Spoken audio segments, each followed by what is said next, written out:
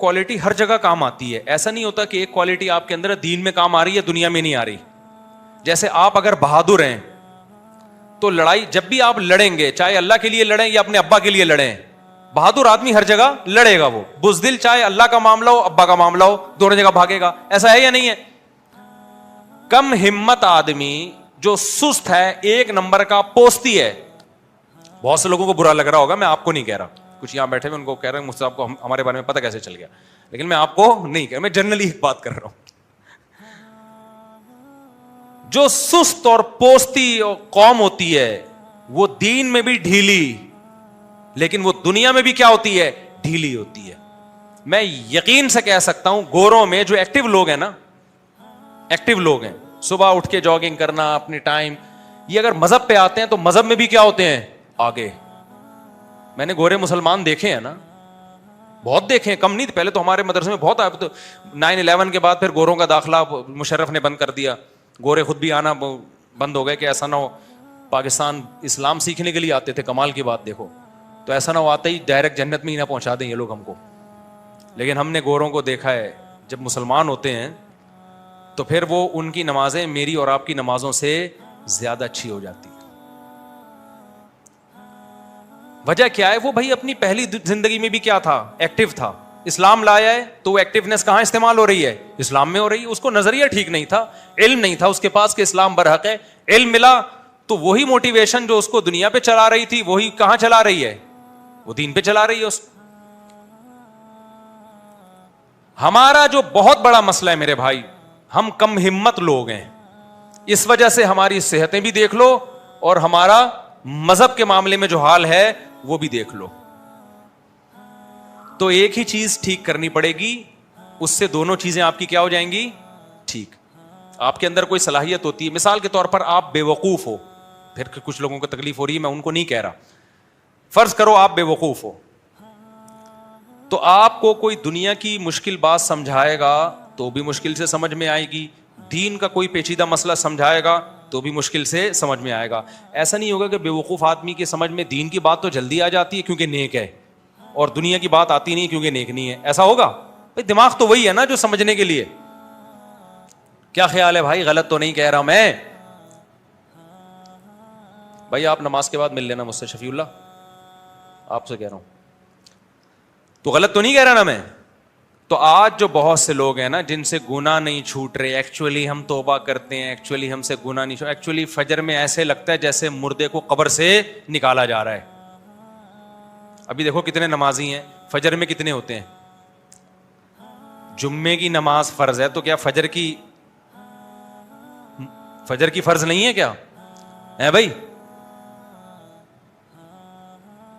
अगर फर्ज है फजर की तो जितना रश जुम्मे में होना चाहिए इतना किस में होना चाहिए? फजर में. लेकिन हालांकि इल्म है, और यही जुम्मा अगर फजर में कर देती ना इस शरीयत कि जुम्मे की नमाज फजर के टाइम पे हुआ करेगी, तो 4 आदमी बैठे हुए होते यहां पे. एक शाकिर भाई होते, एक चंगेजी साहब होते, और एक रफी भाई होते, और 1-2 और. वो मैं 1-2 हम इसलिए रखे हैं कि अगला कहेगा मैं भी तो आता हूं, तो मैं कहूँ 1-2 में आप थे. वो स्पेस खाली रखो ताकि कोई इतराज समझे कि मेरे ऊपर हो रहा है तो उसको खांचा वहां पे फिट कर दो. ये भी एक सियासत है भाई. गलत तो नहीं कह रहा ना? ये तो शुक्र है अल्लाह ने दोपहर के टाइम पे जितने पोस्ती मोस्ती हैं सारे. अब हमने जुम्मे की नमाज की थी 1 बजे, पब्लिक आधी से ज्यादा शॉर्ट हो गई. वजह क्या है कि कराची में नाश्ता जिस कौम का 2:30 बजे हो रहा होगा तो वो 1 बजे कहां जुम्मा पढ़ने आएगी यार?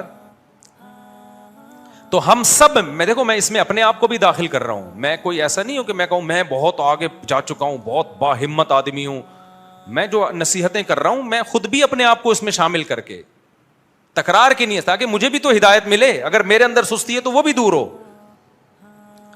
लेकिन इतनी बात जरूर है भाई, हमारे साथ नॉलेज का मसला नहीं है इतना, हमारे साथ मसला है कम हिम्मती का.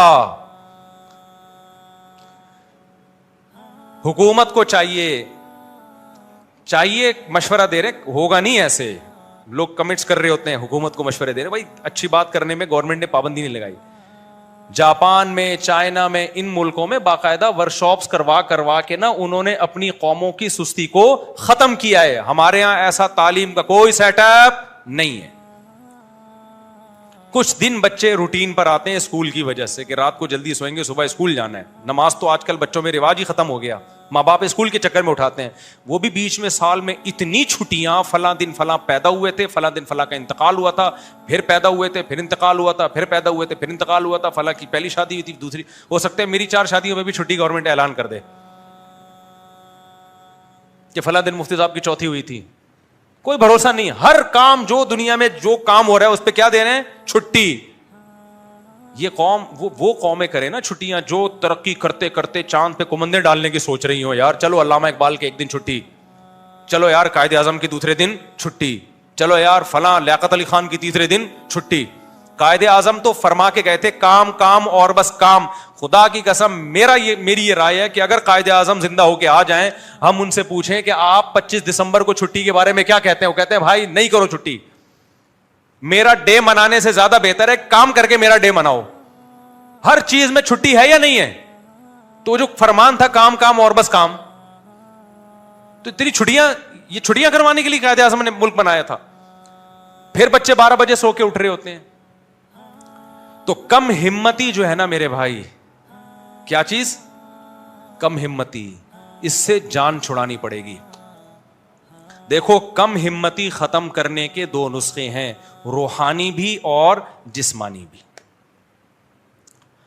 ہائے ہائے ہائے کیسے سمجھائیں بات کو. میں اس کی ایک مثال دیتا ہوں. دماغی جتنی بیماریاں ہیں نا, یہ بھی ایک قسم کی دماغ کا مسئلہ ہے نا. کم ہمتی, دماغ تیار ہی نہیں ہو رہا تو ہمت پہ. تو دماغ کی جتنی بیماریاں ہیں نا وہ 2 طرح کی ہوتی ہیں, ایک روحانی اور ایک مادی بیماری, جسمانی جسے کہتے ہیں. بعض دفعہ آپ ڈپریشن میں ہوتے ہو, یہ ڈپریشن کسی روحانی مسئلے کی وجہ سے. روحانی سے وہ جن چڑیل بھوت والی روحانی نہیں. روحانی کا مطلب یہ کہ آپ دنیا کو مسافر خانہ ہی نہیں سمجھتے, آپ دنیا سے دل لگا بیٹھے ہو. اس مسئلے کا ہر میڈیسن سے حل یہ مسئلہ بولو نہیں ہو, کیونکہ آپ دنیا کو سمجھتے ہو کہ یہی رہنا ہے. تو پھر تو تھوڑی سی چیز چھوٹے گی آپ کو غم بہت زیادہ ہوگا. یہ جو روحانی ڈپریشن, یہ روحانی بیماری کی وجہ سے ڈپریشن ہے, یہ دینداروں کو نہیں ہوتی, کیونکہ وہ دنیا کو کیا سمجھتے ہیں, مسافر خانہ. اصل کیا ہے ان کا, آخرت. وہ بڑے سے بڑا غم بھی برداشت کر جائیں گے, خودکشی کا تو سوال ہی پیدا نہیں ہوتا. وہ بڑے سے بڑا غم برداشت کر جائیں گے. تھوڑا بہت رونا دھونا ہوگا, تھوڑا بہت اللہ سے شکوے شکایتیں, بس ختم. لیکن بعض دفعہ یہ جو آپ کے دماغی کے کیمیکل کچھ آگے پیچھے ہو جاتے ہیں. نیند پوری نہیں ہو رہی آپ کی, سمجھتے ہو, نیند پوری نہیں ہو رہی, یا کوئی موروثی مسئلہ ہے باپ دادا سے چلا آ رہا ہے. یہ مسئلہ اس کے جو ایکسپرٹ ہیں وہ ڈاکٹر ہوتے ہیں, وہ چیک کریں گے بھائی اس کا تو نٹ بولٹ ہی کیا ہو گئے ہیں, بولو ڈھیلے ہو گئے. اب ٹائر اگر پبلنگ کر رہا ہے تو ضروری تو نہیں کہ اوپر موٹا آدمی بیٹھا ہے, ہو سکتا ہے بھائی اس کے نٹ ہی ڈھیلا ہو. تو جب تک نٹ ٹائٹ نہیں کریں گے تو وہ پبلنگ کرتے رہیں گے. الائنمنٹ ہی آؤٹ ہو گئی ہے گاڑی کی, کبھی بھی سیدھی نہیں چلے گی. بعض دفعہ یہ ہوتا ہے کہ ادھر لوڈ زیادہ ہے, گاڑی بھی ٹیڑھی ٹیڑھی چل رہی ہے. ایسا ہوتا ہے کہ نہیں ہوتا؟ اس کا حل یہ ہے کہ بھائی بیلنس کرو, کچھ بندوں کو یہاں بٹھا دو, یا جو بہت زیادہ بھاری ہے اس کو بیچ میں بٹھا دو, آدھا ادھر ہو جائے گا آدھا وہ ادھر ہو جائے گا, بیلنس ہو جائے گا. لیکن اگر الائنمنٹ ہی آؤٹ ہے میرے بھائی تو پھر ادھر ادھر کرتے رہو گے, مسئلہ حل نہیں ہوگا. تو بعض دفعہ دماغ کی الائنمنٹ کیا ہو جاتی ہے, آؤٹ. وہ پھر ڈاکٹر سیدھا کرے گا, نٹ بولٹ لے کے, میڈیسن کھلا کے, وہی کیمیکل آگے پیچھے ہو گئے. تو اسی طرح خوب سمجھ لو, کم ہمتی کے 2 اسباب ہوتے ہیں. مسئلہ تو سمجھ میں آ گیا نا, اصل بیماری ہماری ہے کیا, کم ہمتی. تو صحت میں بھی وہ چل رہی ہوتی ہے, دین میں بھی وہی چل رہی ہوتی. تو کم ہمتی کے 2 اسباب ہیں, ایک جسمانی اور ایک روحانی. روحانی سبب اس پہ میں مزید انشاءاللہ کوشش کروں گا اگلے ہفتے بہت ڈیٹیل میں بیان کروں. ایک جو روحانی سبب ہے وہ تو دنیا کو مسافر خانہ نہ سمجھنا, دل میں اللہ کی محبت کا نہ ہونا, دل میں دنیا مردار کے گٹر کا ابلنا. اس کا حل یہ کہ اللہ والوں کی صحبت میں بیٹھو, کچھ اللہ سیکھو تاکہ اللہ کی محبت پیدا ہو. کوئی تہجد کی پابندی ڈالو, نفلی روزے رکھو, تبلیغ میں وقت لگاؤ, بزرگوں کے پاس بیٹھو, علماء کے بیانات سنو.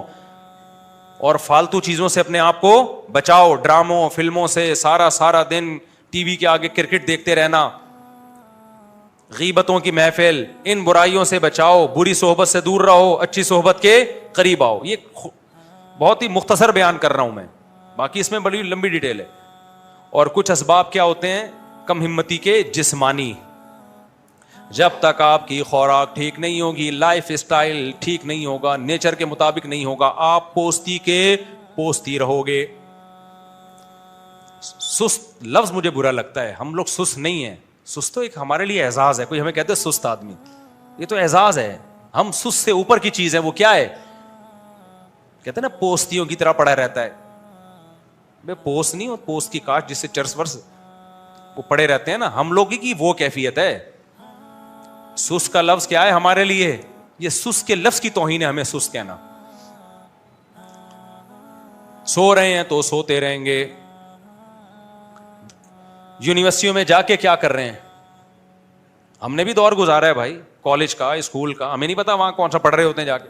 ٹیچر ٹائم پہ نہیں آ رہا ہے تو دل جمی کے ساتھ پڑھا نہیں رہا ہے. بیٹھ ہی نہیں جو سیدھا سکتا. ہم کوئی ایک بندہ دکھاؤ جو سیدھا بیٹھتا ہو. آپ جب بھی کسی کو دیکھیں گے نا دفتر میں, یوں یا ٹیڑھا بیٹھا ہوا ہوگا, یوں بیٹھا ہوا ہوگا, یا یوں کر کے بیٹھا ہوا ہوگا, یا پیچھے کو جھکا ہوا ہوگا, ٹیڑھی گردن. جو قوم سیدھا بیٹھ نہیں سکتی وہ قوم سیدھا صرف بیت الخلاء میں بیٹھتے ہیں. میں نے اپنے شیخ و مرشد مفتی رشید احمد صاحب کو کبھی ایک ٹانگ کے سہارے پہ کھڑے ہوئے نہیں دیکھا. میں نے جب بھی کھڑے ہوتے تو دونوں پاؤں پہ برابر. سمجھ رہے ہو کہ نہیں سمجھ رہے؟ وہ کہتے ہیں بہت معیوب حرکت ہے کہ آپ یوں کھڑے ہونے کے بجائے یہ ٹانگ ٹیڑھی کر لیں آپ. اور میں نے حضرت کے بعد کسی کو نہیں دیکھا کبھی دونوں پاؤں پہ سیدھا کھڑا ہوا ہو. ٹھیک ہے بھائی, دونوں پاؤں اللہ نے اس لیے دیے ہیں کہ دونوں پہ بیلنس کیا ہو, برابر. لیکن ہم اتنے سست ہیں, ہم کہتے ہیں ایک ٹانگ کو آرام دو, دوسری بھی پورا زور لگاؤ, پھر اس کو ریلیکس کرو. حالانکہ بے وقوفی ہے کہ نہیں ہے؟ جب ایک پہ پورا زور لگاؤ گے تو وہ جلدی تھک جائے گی نا. لیکن سستی ہے, پھر اس میں آڑے ترچھے بھی ہو جاتے ہیں. تھوڑے دن تک یوں کرتے رہیں گے تو فرمائی کیا ہو جائے گا, ٹیڑھا ہو جائے گا. بیٹھنے کی پوزیشن, میں بندے کو دیکھ کے اندازہ لگا لیتا ہوں یہ سست ہے یا چست ہے. 2 منٹ میں اندازہ ہو جاتا ہے ہمیں. ہم نے اپنے شیخ کو دیکھا ہے نا, مفتی رشید احمد صاحب کو رحمہ اللہ تعالی, 75 سال میں ایسے ماشاءاللہ. وہ یہ کرتے تھے کہ جب دروازہ کھولنا ہے نا, دیوار پہ ہاتھ لگانے کی اجازت نہیں تھی. بظاہر یہ چھوٹی چھوٹی باتیں ہیں, لیکن قوم کا المیہ ہی سستی ہے میرے بھائی. یہ سستی نہیں چھوڑے گی. اور پھر دیکھو نا, دیندار بن کے بھی سست ہوتے ہیں تو اور دین بدنام ہوتا ہے. ہمارے حضرت کا جو آفس تھا نا, میں گیا, ہمیں تو نہیں پتا تھا زیادہ, دیوار پہ ہاتھ لگایا. اچھا میں یہ کام کرتا نہیں تھا, اس دن میری کہیں شامت آئی بھی ہوگی, سب کو دیکھ رہا تھا, تو دیوار پہ ہاتھ لگایا, دروازہ یوں کر کے کھولا. حضرت نے بلایا ادھر آؤ. حضرت نے فرمایا یہ یا تو بہت اسپرنگ جو ہے نا ڈور کا بہت ٹائٹ ہوتا تو پھر ہاتھ لگانا پڑتا ہے, بنتا ہے. پھر ڈور کا اسپرنگ تو بہت ڈھیلا ہلکا اسپرنگ ہے, بڑے آرام سے یوں کھولا جا سکتا ہے. فرمایا آپ نے یوں ہاتھ لگا کے یوں کیوں کھولا؟ فرمایا اس میں نقصانات کیا ہیں. نمبر 1, اپنی کمزوری دکھا رہے ہو دنیا کو کہ میں بڈھا ہو گیا ہوں, مجھ سے یہ ہلکا سا دروازہ بھی ایک ہاتھ سے کھلتا نہیں ہے, مجھے سہارا لینا پڑتا ہے دیوار کا. سمجھ رہے ہو کہ نہیں سمجھ رہے؟ یہ سہارا لینا پڑتا ہے یوں کا. ایک تو اپنی کمزوری کی اناؤنسمنٹ ہے, تو کیوں اگر آدمی کمزور ہو تو دنیا کو کیوں بتائے بھائی. نمبر 2, جب یہ ہاتھ یہاں لگاؤ گے تو دیوار پہ پڑے گا نشان, دیوار ہو جائے گی گندی. اور واقعی وہ آفس میں وہ حصہ کیا لگ رہا تھا, تھوڑا سا میلا, پورے کمرے کے کلر کا بیڑا غرق. تیسری بات, اب اس نشان کو اگر ہم ختم کرتے ہیں, کسی سرف وغیرہ سے دھوتے ہیں, تو یہ جگہ زیادہ لائٹ ہو جائے گی, کلر اتر جائے گا. پھر اس کلر کو کرنے کے لیے ایسا ہی کلر کرتے ہیں تو وہ پھر ڈفرنٹ, اب پورے کمرے کا کلر اکھڑ کے دوبارہ ہی ہوگا. آپ کہہ رہے ہوں گے یار یہ کس قسم کی باتیں کر رہے ہو مفتی صاحب, وہ شادیوں والی باتیں ٹھیک تھیں, یہ کیا شروع کر دیا آپ نے. میں ان باتوں کو چھوٹا نہیں سمجھتا, میں ان باتوں کو چھوٹا نہیں سمجھتا. جب سیڑھیوں پہ چڑھتے تھے نا تو بھی سہارا لے کے نہیں چڑھتے تھے, وہ جب بالکل ضعیف ہو گئے تو پھر آخر عمر میں سہارا لینا شروع کر دیا انہوں نے.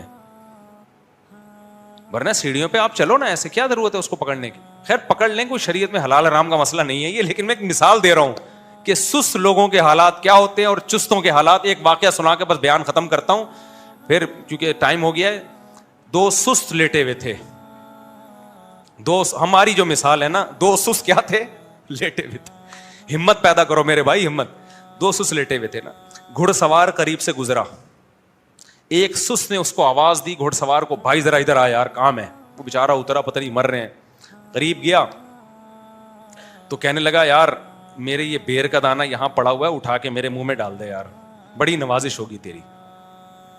اس کو بڑا غصہ آیا کہ یار یہ بیر کا دانہ تو اٹھا کے نہیں منہ میں ڈال سکتا, میں گھوڑے پہ جا رہا ہوں, تو نے مجھے اٹھا کے بلایا, اور اگر تو نہیں کر سکتا تو اپنے تیرے ساتھ جو بندہ لیٹا ہوا ہے اس کو بولتا تو دوسرا فوراً چیخ اٹھا, کہہ رہا ہے میں تو نہیں کرتا اس کا کام, مجھے بولتا میں بھی نہیں, میں نہیں ڈالتا اس کے منہ میں بیر کا دانہ. کیوں نہیں ڈالتا؟